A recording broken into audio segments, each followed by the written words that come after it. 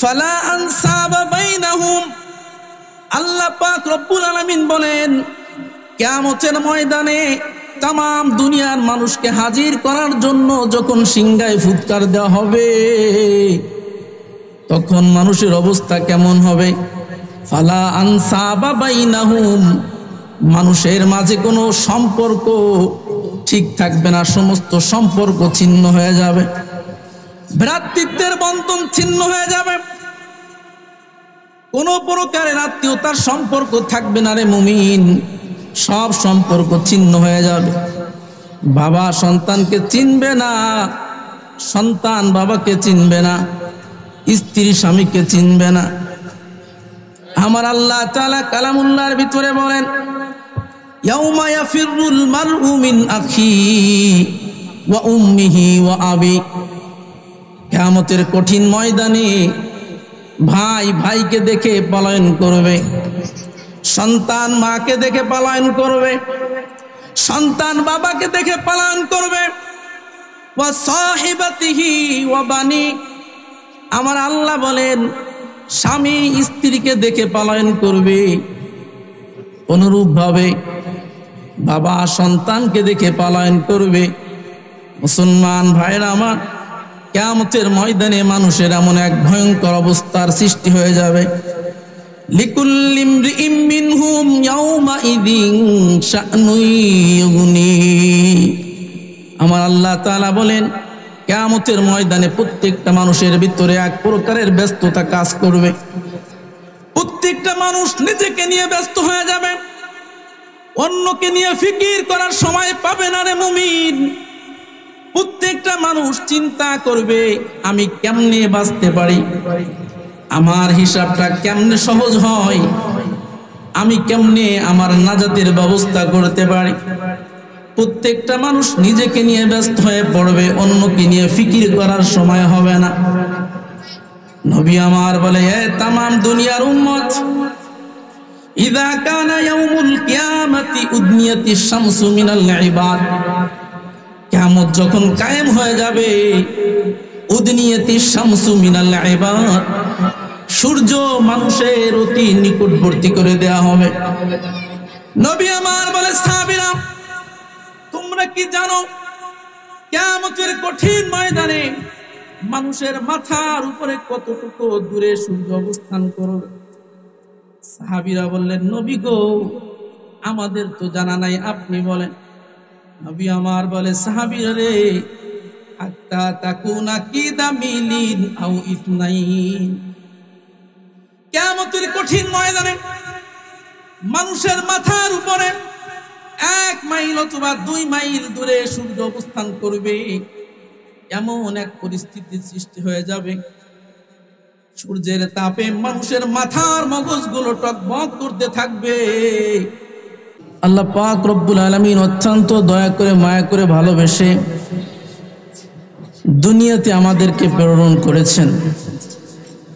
তবে এই দুনিয়াতে আমরা সারা জীবন থাকতে পারবো না, আমাদেরকে চলে যেতে হবে ভিন্ন এক জগতে, যে জগতের শুরু আছে শেষ নেই।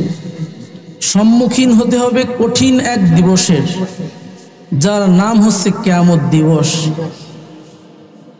যে কিয়ামত দিবস কতটা ভয়ঙ্কর হবে, আল্লাহ পাক রব্বুল আলামিন কুরআনুল হাকিমের ভিতরে তার বিস্তারিত বর্ণনা দিয়েছেন।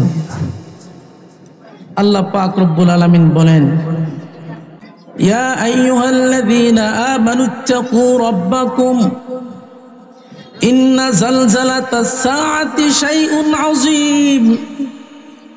আল্লাহ পাক রব্বুল আলামিন আয়াতে কারিমার ভিতরে জানায় দেন, ইয়া আইয়ুহান নাস, হে মানব মণ্ডলী, তোমরা তোমাদের রবকে ভয় করো, তোমরা তোমাদের প্রতিপালককে ভয় করো।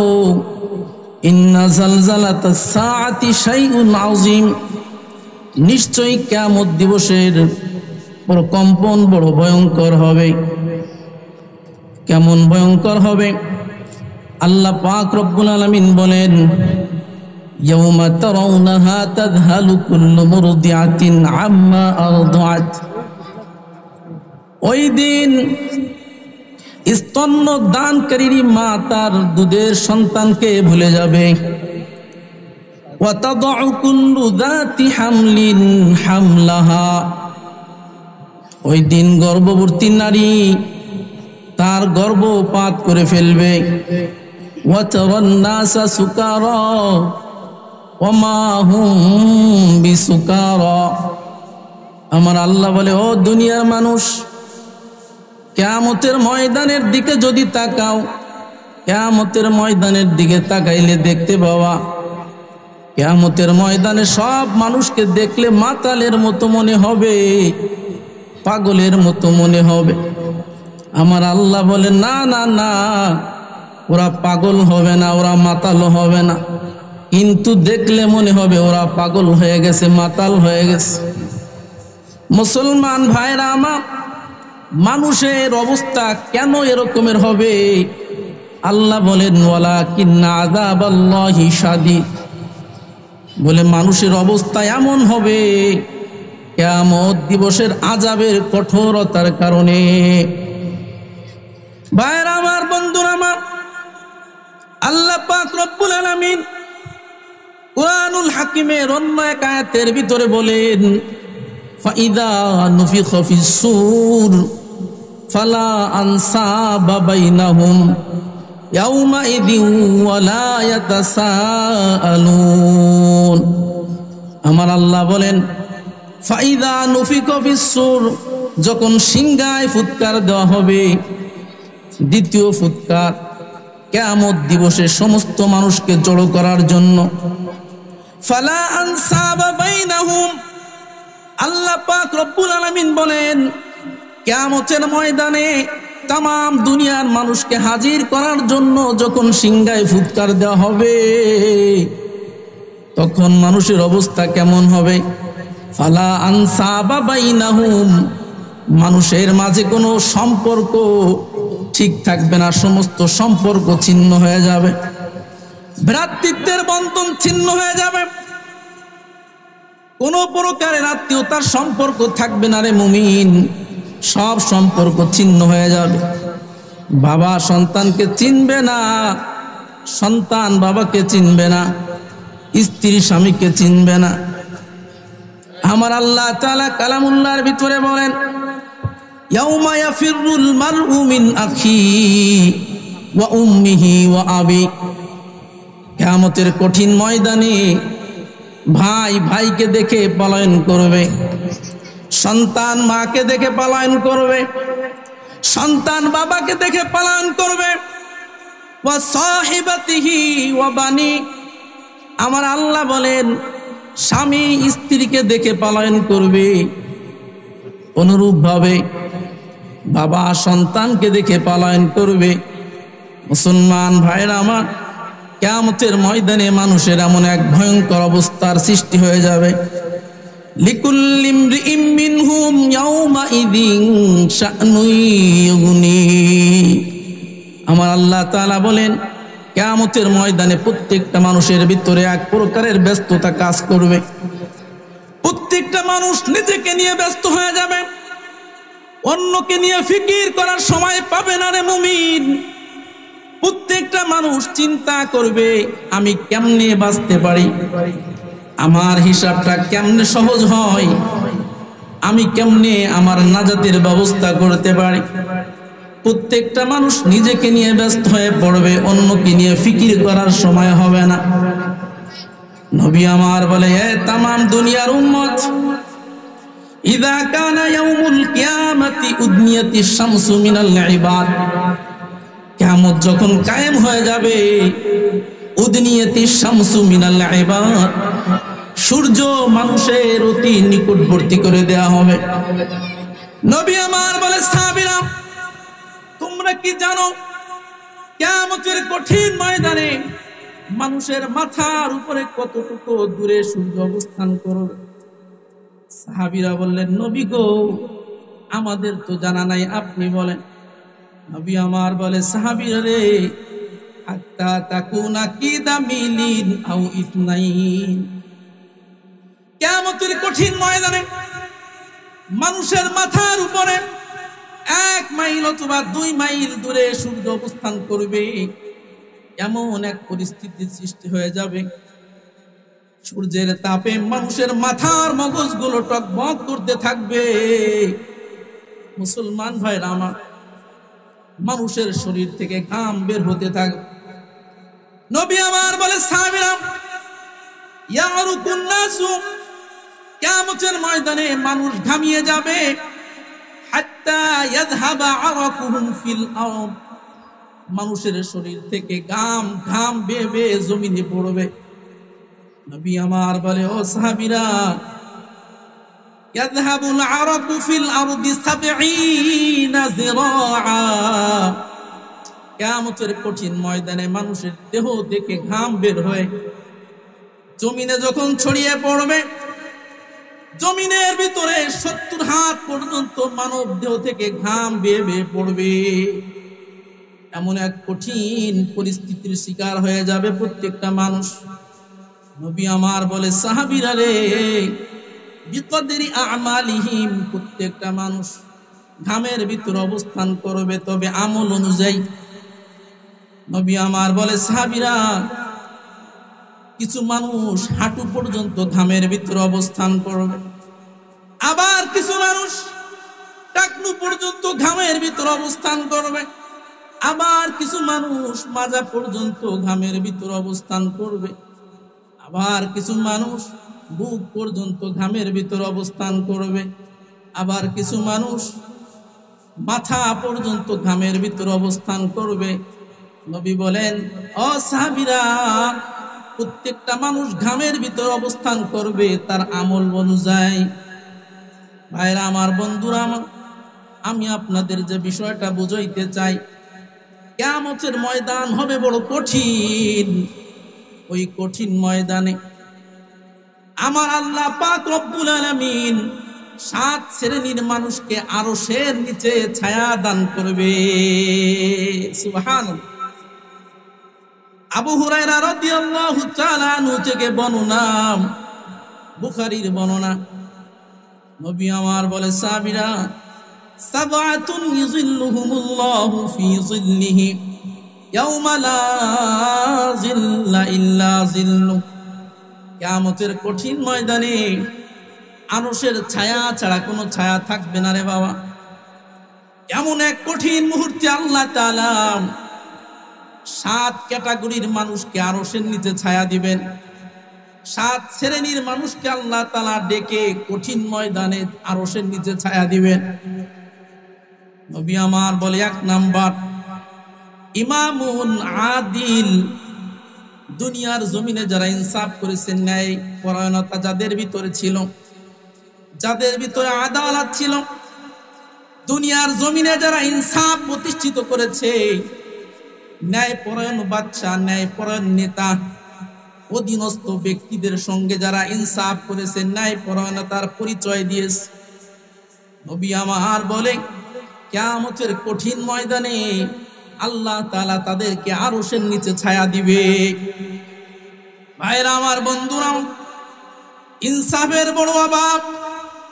এই সমাজের দিকে যদি তাকাই, ইনসাফ কোথাও পাওয়া যায় না। ব্যক্তি জীবনে নাই ইনসাফ, পারিবারিক জীবনের দিকে যদি তাকাই, পারিবারিক জীবনের ভিতরেও ইনসাফ নাই।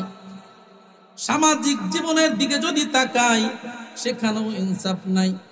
রাষ্ট্রীয় জীবনের দিকে যদি তাকাই, ইনসাফের কল্পনাও করা যায় না। নবী আমার বলে, সাহাবীরা রে, ইনসাফ শিখবা, আমার জীবনী থেকে তোমরা ইনসাফ শিখো। আল্লাহর নবী কত বড় ইনসাফের প্রতীক ছিলেন। আম্মা জান আয়েশা সিদ্দিকা রাদিয়াল্লাহু তাআলা আনহা থেকে বর্ণিত, বুখারীর বর্ণনা। আম্মা জান আয়েশা সিদ্দিকা রাদিয়াল্লাহু তাআলা আনহা বলেন, বনি মাখজুমা গোত্রের একজন নারী চুরি করেছে। বনি মাখজুমা গোত্র হচ্ছে কুরাইশ বংশের একটা শাখা। নবীর কাছে বিচার গিয়েছে, বনি মাখজুমা গোত্রের, কুরাইশ গোত্রের একজন নারী চুরি করেছে। কুরাইশ গোত্রের লোক পেরেশান হয়ে গেছে। চুরির শাস্তি তো হাত কাটা, তবে কুরাইশ বংশের নারীর হাত কাটলে বংশের মর্যাদা চলে যাবে, বংশের মর্যাদা শেষ হয়ে যাবে। এবার মক্কার লোকেরা চিন্তা করলো নবীকে একটু জানানোর দরকার। ইয়া রাসূলুল্লাহ, ইয়া হাবিবাল্লাহ, যেই নারীটা চুরি করেছে তিনি সাধারণ কোনো নারী নয়, এই নারী হচ্ছে আপনার বংশের নারী, আপনি তার বিচারটা একটু হালকা করতে পারেন কিনা। কিন্তু সাহাবীদের ভিতরে কারো সাহস হচ্ছে না, গোটা কুরাইশ বংশের ভিতরে কারো সাহস হচ্ছে না নবীর সামনে এই কথা কে বলবে।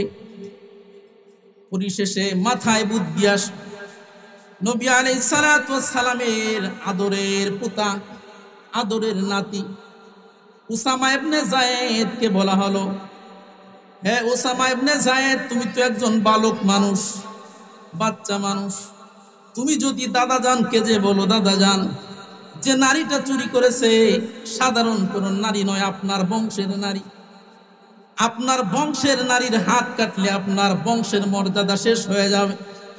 যদি দয়া করে আপনি একটু বিচার হালকা করতে পারতেন তাহলে খুশি হতাম।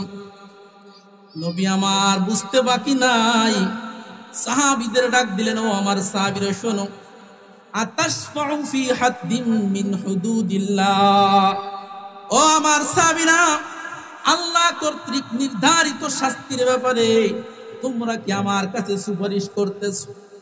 যেখানে আল্লাহ তাআলা শাস্তি নির্ধারণ করে দিয়েছে সেখানে আমি মুহাম্মদুর রাসূলুল্লাহ হাত না কেটে তার শাস্তি কেমনে প্রয়োগ করি? ও আমার সাহাবীরা জেনে রাখো, ইতিপূর্বে যত জাতি ধ্বংস হয়েছে প্রত্যেকটা জাতি ধ্বংস হওয়ার পিছনে একটাই কারণ, ওই জাতির সম্ভ্রান্ত মানুষ যখন অপরাধ করত তখন তার কোনো বিচার হতো না। নিম্ন বংশের মানুষ অপরাধ করলে তার বিচারের অভাব ছিল না। এই অপরাধের কারণে বহু জাতিকে ধ্বংস করে দেওয়া হয়েছে। ও সাহাবীরা, তোমরাও কি চাও এই জাতীয় অপরাধ করতে? শুনে রেখো, আমার বংশ তো দূরের কথা, আমার মেয়ে ফাতেমাও যদি চুরি করত, আর এই চুরির বিচার যদি আমি মুহাম্মদুর রাসূলুল্লাহর কাছে আসতো, আমি অবশ্যই তার হাত কেটে চুরির বিচার করতাম। সুবহানাল্লাহ, এটাকে বলো ইনসাফ। কোথায় গেল ইনসাফ? মুসলমান ভাইরা, আমার দলের মানুষ অপরাধ করলে কোনো শাস্তি নাই, ভিন্ন দলের মানুষ অপরাধ না করলেও শাস্তির অভাব নাই। এ বাংলার জমিনে সবই আপনাদের কাছে স্পষ্ট। এ বাংলার জমিনের হাজারো উলামা ইকরাম বিনা অপরাধে জেলখানার ভিতরে গিয়েছে। কি অপরাধ বলে? আলেম উলামা তার দলের মানুষ নয়। এজন্য মুসলমান ভাইয়েরা আমার, সমাজের ভিতরে ইনসাফ প্রতিষ্ঠিত করতে হবে। যাদের মাধ্যমে ইনসাফ প্রতিষ্ঠিত হবে, নবী আমার বলে কিয়ামতের কঠিন ময়দানে আল্লাহ তাআলা তাদেরকে আরশের নিচে ছায়া দিবে। দ্বিতীয় নাম্বার ক্যাটাগরির মানুষ যাদেরকে আল্লাহ তাআলা আরশের নিচে ছায়া দিবেন, তারা কারা হবে? নবী আমার বলে শাবুন নাশা ফি ইবাদাতি রাব্বিহি, যে সকল যুবক, যে সকল যুবতী যৌবনকাল আল্লাহর ইবাদতে কাটাবে। যুবক ভাইরা আমার, আপনাদের পায়ে হাত দিয়ে বলে যাই রে বাবা, অনেক যুবক এমন আছে তারা চিন্তা করে যৌবনকাল এটা কোনো ইবাদতের সময় না, অথচ আমার নবী বলেন যৌবনকাল হচ্ছে একটা মানুষের জীবনের সর্বশ্রেষ্ঠ সময়। মুসলমান ভাইরা আমার, যৌবনকালের ইবাদত আর বৃদ্ধকালের ইবাদত কখনো সমান হতে পারে না, ঠিক কিনা জোরে বলেন? আকাশ পাতাল ব্যবধান। বৃদ্ধ অবস্থায় সিজদা করলে ওই সিজদাটা যতটুকু সুন্দর হয়, যুবক অবস্থায় সিজদা করলে তার চেয়ে বহু গুণে সুন্দর হয়। এজন্য নবী বলেন না না না, যৌবনকালে ইবাদত করতে হবে। যৌবনকালের দাম আল্লাহ তাআলার কাছে বেশ।